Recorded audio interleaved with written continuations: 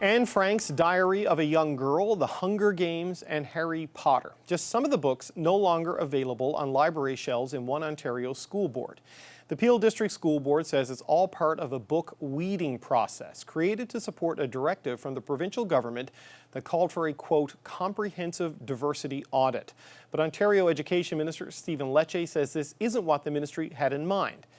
It is offensive, illogical, and counterintuitive to remove books from years past that educate students on Canada's history, anti-Semitism, or celebrated literary classics. I have written to the board to immediately end this practice. Let's hear from the school board itself. David Green is the chair of the Peel District School Board. David Green, it's good to speak with you. It's a pleasure to be here today. Let's start with this directive. It called for a comprehensive diversity audit of schools, which shall include naming, mascots, libraries, and classrooms. How did your school board get from there to removing books published before 2008? So I think the information removing books before 2008 is a miscommunication from where I sit.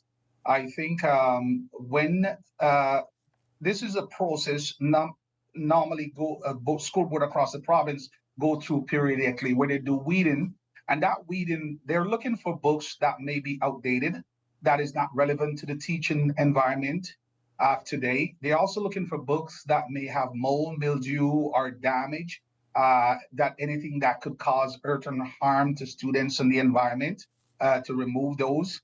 But there's also a process and where they also replenish those books. In this, our board, as for a long time, did not go through this. So as part of the minister directives and to look at what books are in our library and how is these books are supporting students, especially those that who's been marginalized, indigenous students, and so forth, are the books culturally appropriated for the school? And in doing that, they were asked to start looking at books from 2008 because it was that long that the weeding hasn't taken place in the region of Peel. So needless to say, it's a miscommunication and what is to be removed. So not to throw the books from that time on. Okay, so to look at books and consider getting rid of books that were 15 years and older for the cultural sensitivity issues and damage and things you outlined, not every book from 2008. Right. That's the mistake that happened here. Exactly. And again, from where I sit, I think, one of the approach that we're taking as a board, because when these came to our attention as a board and we started asking questions, because as you know, we haven't been at the table for a long time, and during those period of time that we were not at the table, we were kept in the dark. We were not aware of what was taking place and so forth, other than when we see reports come to the board table, we're just sit there and watch and see what happened, and the supervisor was stamping stuff and moving them forward. But when we came back as trustees and we heard concern, we believe as a board, we need to be fiscal responsible for things that take place within our system, because even though the director is our only employee, that we also need to make sure that the environment and what is taking place in the board, is beneficial to all students so that they can succeed and achieve. So we start having this discussion right away to ensure that this was done properly. Not that it's done properly, but that it is done from a different lens and a lens where we're looking and who is it that we are serving? Who are the students within our school board? Who's in the classroom? Who needs these books? And where are their voice in this? Right. So we wanted to make sure that that's the approach we're taking and that we are not going too fast, that we're going slow enough that give us also time to replenish the library. Well, I wonder. Replenishing. No, I wonder if I could just jump in here, because I appreciate you need to slow down, make sure you're doing this right, and that you have the books that you need and that your students need. But we've had a pretty tough statement from the Education Minister, Stephen Lecce, on this today, saying the removal of these books was, in his view, offensive, illogical, and counterintuitive, and he wants the board to immediately reverse course. So it sounds like you are doing that, at least on the process, but are you replacing these books? Can you replenish these books? And what do you make of what the minister had to say there? So the thing is that happened. The only thing that I appreciate the ministry making the statement. It reinforced what we already started as a board, and the direction that we have given to the director, so that the director can give that to the staff. But in terms of the replenishing of the book, I think we need, because from the feedback we're getting, and even some pictures that I personally saw online, is that we're going to need to move a little bit faster in terms of the replenishing piece. That we slow the weeding piece down and that we start looking at replenishing. It's also take funding, the funding that comes from the ministry to do this work. It's also over a period of time. So you don't just get everything done in one sector or 1 year.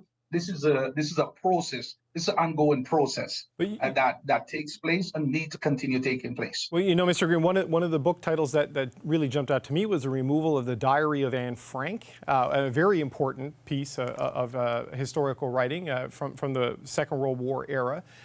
I appreciate you say that's a mistake, but will that be replaced? I mean, did that get dumped just because it was published before 2008, or was there some other underlying reason there? Well, I can tell you that I don't have that information exactly what was removed. But again, if these are books that are, relevant to students learning about history, not only of our country and history about what will help them into the future, because I believe that student needs to know the history so that they can able to know the future. Because if they don't know where they're coming from and the roadmap that has been set before them, they can't know where they're going. So these are conversations that we will continue to have at the board and making sure that, we are looking at these pieces. One of the things that a lot of people don't know, that we also have directed staff to make sure that we're archiving the books that have been taken out of the library, and to make sure that if staff or student request them, they're available for them. So they're not being thrown away or been burned, as some people might think.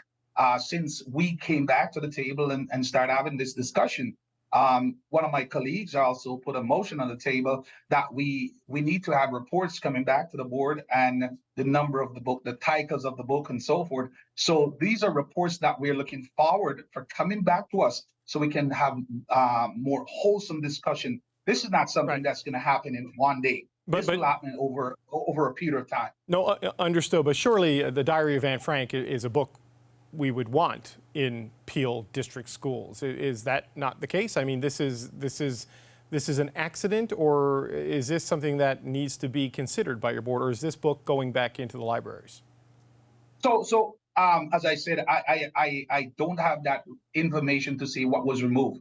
But again, if this is something that was removed, you have given me something here, because I meet with the director weekly to discuss next step, what is and how things are moving forward. Once I meet with the director, then I send an email to my colleagues to say, here's where we at, here's what we discussed. I also make sure that my colleagues are providing me any question, anything that is relevant, so that when I meet weekly with the director, I can ask these questions. Now, we're not waiting until we get to the board table. We are being very proactive in how we do things. And you have given me a task here now by asking me this question, and that for me to go back and have a discussion with the director. Okay, well, David Green, we're out of time, but when you get the answer on that, I would very much like to hear it. David Green, Chair of the Peel District School Board, thank you so much for your time today. Thank you for having me. It's a pleasure to be here.